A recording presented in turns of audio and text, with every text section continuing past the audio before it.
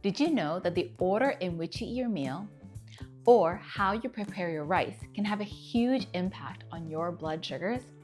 Hi, welcome back. And if you're new here, my name's Amanda, registered dietitian and mom of two, and I love helping families make nourishing meals taste amazing. In today's video, I'll be sharing with you my top 10 dietary hacks for helping you manage your blood sugar levels and to feel energized all day long. Now, if you haven't watched my video on what HbA1c is and the ramifications of high blood sugar levels, pause this video now and watch that first. All right, let's start off with dietary hack number 1. Start your meal with a serving of non-starchy vegetables. This could be as simple as slicing up half an English cucumber or having a green salad or a bowl of steamed greens before your meal. The fiber in these non-starchy vegetables will slow down the release of the sugar from the carbohydrates you're eating into your bloodstream. One study found that eating veggies before carbs lowered blood sugar by about 30%. Think of these veggies as your first line of defense. They prep your digestive system for what's coming up next. Dietary hack number 2. After you've eaten your bowl of vegetables, now try to include a little bit of protein or fat. This veggie protein fat combo will help slow down the release of sugar into your bloodstream even further, and it'll help stabilize your insulin release. Eating a few bites of chicken or beef before your rice or potato can cut post-meal glucose by about 25%. So the ideal order of eating your meal would be veggies first, followed by a few bites of protein and or fat, and then you can introduce your carbohydrates. Dietary hack number 3. Now that your meal is taking shape, let's add this small but powerful trick: acid. A teaspoon of vinegar or a squeeze of lemon juice before eating can lower your post-meal glucose by 20 to 40%. Acetic acid helps slow down the rate at which food leaves the stomach and can even help your muscles soak up glucose from the bloodstream. Try having a shot of apple cider vinegar or lemon water before your meal, or alternatively, you can also just make a lemon vinaigrette for your salad or steamed vegetables. Dietary hack number 4. Prepare your grains and starches ahead of time and then chill either in the fridge or freezer before reheating. During the chilling process, some of those starch molecules that's found in your bread, pasta, noodles, rice, or potatoes will be converted into something known as resistant starch, which is a type of soluble fiber.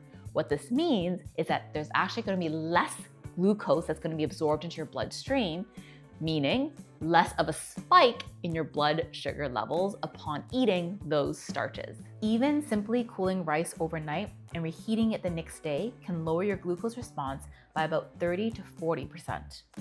Dietary hack number 5. Beyond cooking methods, the type of carb matters. Try to choose whole, intact carbs whenever possible. So think lentils, steel-cut oats, or millet. You can even try just substituting a small amount of your white rice with something like pearl barley if you're worried that the color or texture might throw some family members off. Clinical research shows that swapping refined grains for whole ones can lower post-meal blood sugar by about 20 to 30%. Dietary hack number 6 is to add a tablespoon of either chia seeds or flax seeds into your meal. Both of these seeds are a great source of soluble fiber, and they actually form a gel in your small intestine, which means a slower rate of glucose absorption. They're also a great source of food for your gut microbes. Clinical studies show that adding viscous fiber to meals can lower post-meal blood sugar by about 10 to 20% depending on the dosage. Dietary hack number 7. Sprinkle on some nuts or seeds over your salad, rice pilaf, or even your bowl of oatmeal. Nuts and seeds are a fantastic source of healthy fats and magnesium. Magnesium is a mineral that actually helps your cells be more responsive to the insulin that is being released when your blood sugar level rises. In one study from the Journal of Nutrition, 60 grams of almonds with white bread reduced post-meal glucose by about 30%. That's a big difference for a small handful of nuts. Dietary hack number 8. Add a ton of color to your plate. Foods rich in polyphenols like blueberries, beets, and pomegranates can help your cells be more efficient at utilizing glucose. In clinical studies, adding berries has been shown to lower post-meal blood sugar by about 15 to 30%. That's a meaningful difference for something as simple as adding color to your plate. So each day, try to include a handful of vibrant foods. The deeper the hue, the richer the color, the better the blood sugar level response. Dietary hack number 9. If you love bread, choose sourdough bread. The fermentation process lowers the glycemic index, which is the rate at which blood sugar level rises upon consumption. Research shows sourdough bread leads to about 23% lower blood sugar response compared to white bread. But here's the catch. Not all sourdough loaves are created equally. You want to look for one that has a very short ingredient list. Just flour, water, salt, and starter. No commercial yeast or added sugar. That long fermentation process is what gives real sourdough its tangy flavor, that nice chewy crust, and your blood sugar level benefit. And lastly, dietary hack number 10. Add a sprinkle of cinnamon or grated ginger to your meal. These spices can help your cells use glucose more efficiently. Cinnamon in particular has been shown to lower fasting blood sugar by about 25%. Try adding half a teaspoon into oatmeal, tea, or sauces.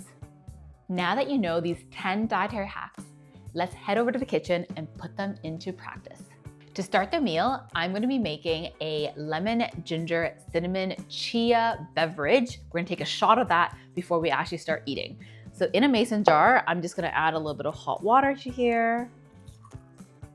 And if you haven't watched my video on how to make lemon ginger ice cubes, go ahead and watch that now. But here are the prepared ones. We're going to add it right into the hot water. Watch that dissolve. We're going to add in some cinnamon, about half a teaspoon worth. If you don't add enough, you will not get that good blood sugar level effect.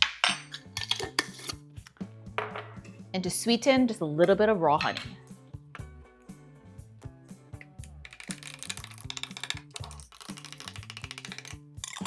And then we also can't forget the chia seeds. And when you add chia seeds to warm beverages, they really plump up fast. I'm gonna add about 2 tablespoons worth. We're not gonna drink this all, we're just gonna take a shot of it. But we're getting the acid in here, we're getting the spices like the cinnamon, and we're getting the viscous fiber from the chia seeds, all of which will help prevent a spike in our blood sugar levels when we include our carbohydrates in the meal. So let's set this aside. Now let's prepare our actual entree.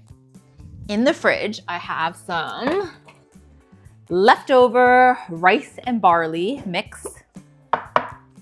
See here, delicious. We are gonna actually air fry it to reheat it, but because the rice and barley have been chilled, now we get the production of some resistant starch.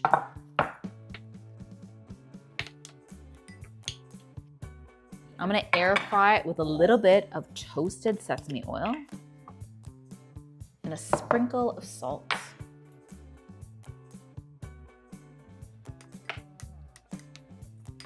The barley is such an easy whole grain to try adding in to your white rice next time you make it.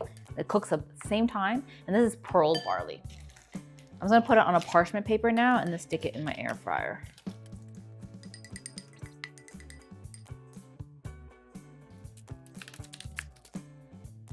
Next up are vegetables. I love making a batch of steamed vegetables, whether or not it's broccoli, bok choy, with a little bit of carrots or beets, but I like making it ahead of time and just having it in the fridge, and this way I can just reheat it with any meal. So with this vegetable dish, once I've steamed it, I like to season it with just a little bit of, again, toasted sesame oil. You can use extra virgin olive oil as well, and then a tiny bit of sea salt. And then just mix that all together. The fat is really important because a lot of these vegetables have fat-soluble vitamins like vitamin E and K and A. And without fat, you actually won't be able to absorb those good vitamins.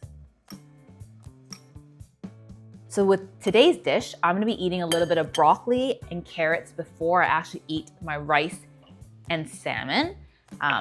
And I also actually have some leftover soup, so I'll just dish that out now too, because I can have that before my actual entree to, again, help stabilize my blood sugar levels.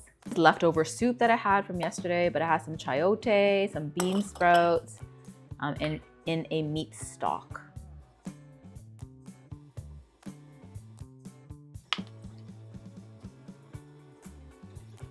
Soups are so good because you can really throw in any vegetable and you can make a big batch and, again, have it before your meal. Let's go ahead and serve our lemon, ginger, cinnamon, chia drink.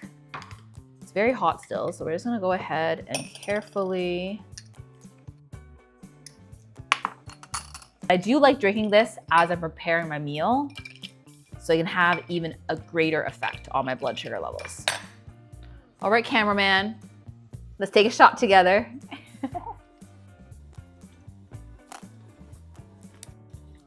Thank you. Okay, so we got our 2 plates over here. I'm gonna put our broccoli and carrot dish, but before I do that, I'm just gonna garnish it with some seeds. Because remember, nuts and seeds have tons of fiber, healthy fat, and magnesium. So I'm gonna sprinkle on some toasted sesame seeds. I also love hemp seeds for extra omega-3s. And make sure to store your seeds in the fridge. It'll just keep it more fresh for longer.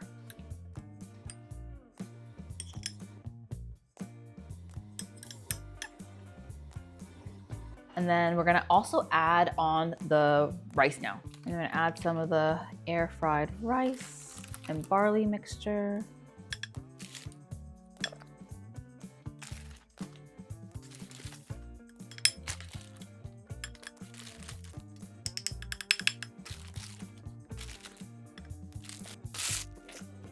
I also have some leftover purple sweet potatoes, but this will just add such nice, vibrant color and polyphenols to our meal. So let's go ahead and just layer that on top of our hot rice. And this, again, has been sitting in the fridge, so the chilled starches has a little bit of resistant starch. And then I also want to serve it with some nori. Almost like a deconstructed, I guess, like sushi. Put some of that on. And of course, we can't forget the star of the show, our sashimi salmon.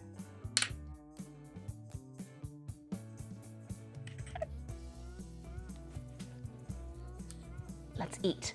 But remember, the order matters. So we're gonna first start off with some vegetable soup and eat a few bites of broccoli, followed by some protein and healthy fat from the salmon, and then we can introduce our carbohydrates at the end.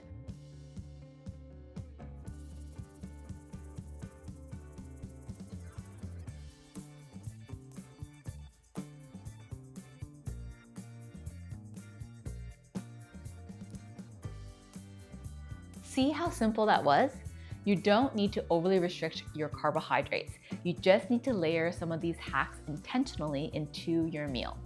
Remember, it's a sequence and pairing that makes the biggest difference. Thank you so much for joining me today. And if you found this video helpful, make sure to give it a thumbs up, subscribe, and share with your loved ones. And until next time, relish every bite.